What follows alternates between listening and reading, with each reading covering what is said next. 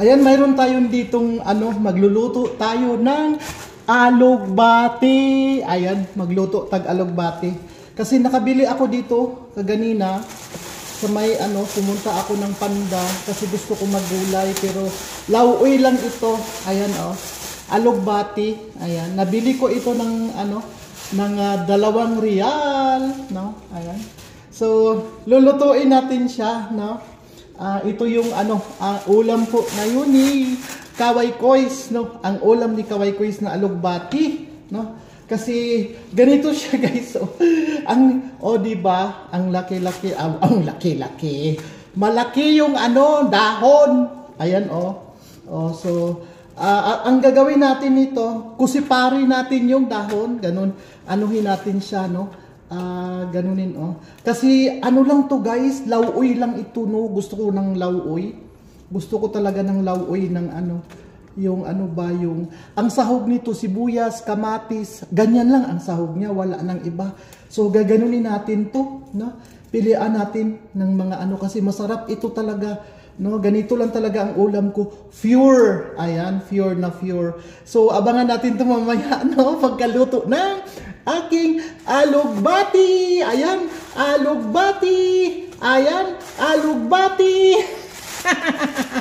Ayan, anuhin lang natin siya. Ganituhin lang natin. Tanggalin lang natin yung mga dahon niya. Kasi masarap talaga ito, guys. Gustong-gusto ko talaga ito. Diba? Masarap ito. Gusto ko lang talaga nito lauoy, no? Ayan, kasi DF ngayon ni Kaway Kois.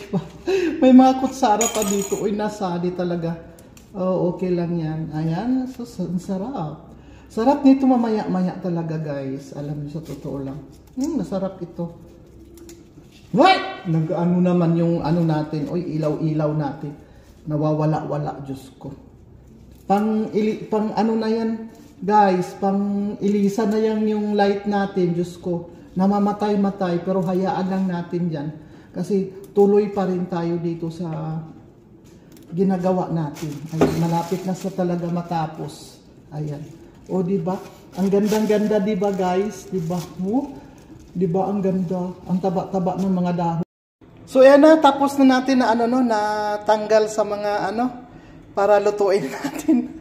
Natanggal sa kanyang katawan. Ayan na siya, guys. Iluto na natin yan maya-maya. Ilagay na din po natin ang ating sibuyas at kamatis. Ayan lang po ang aking sahog, no? Sibuyas at kamatis. Ilagay na po natin siya. Kasi nagpakulo na din po ako ng tubig. So, ayan na ang ating alugbati, no? Ready na. Tapos, kasi kumulo na din ang ating, pinakuluan tubig para sa alugbati na ito. Ilalagay na po natin ang ating gulay na alugbati. Ayan, sus. Ang hirap-hirap talaga, kapatid, no? Ang hirap talaga pag tayo ang director, tayo ang editor, tayo pa rin ang gumagawa ng natin videos. Ang hirap-hirap talaga. Tayo ang artist, tayo ang di ba? Ang hirap-hirap. So, ilagay lang po natin. Ayan, ilagay lang po natin ang ating alugbati, no? Ayan, tapos idiin lang po natin siya, no? Idiin lang po natin. Ayan. Balikan lang po natin ito maya-maya, no? Kasi takpan natin siya, balik ulit mamaya, takpan lang natin. So, ayan po siya, no? Balikan lang po natin ito siya maya-maya konti at takpan po natin muna, no? Tapos, balikan lang po natin. Ayan. Kinuha ko ang init ng akong taklob sa kaldero. Ay, limpyo pa jud kaayo. Ayan, tingnan na natin yung ay, ayan na. Ayan na, guys. Luto na yung natin. Yung alugbati. Ayan, luto na po siya, no? Ayan. So, ayan, maraming salamat sa inyong panood kasi luto na po ang ating alugbati, no?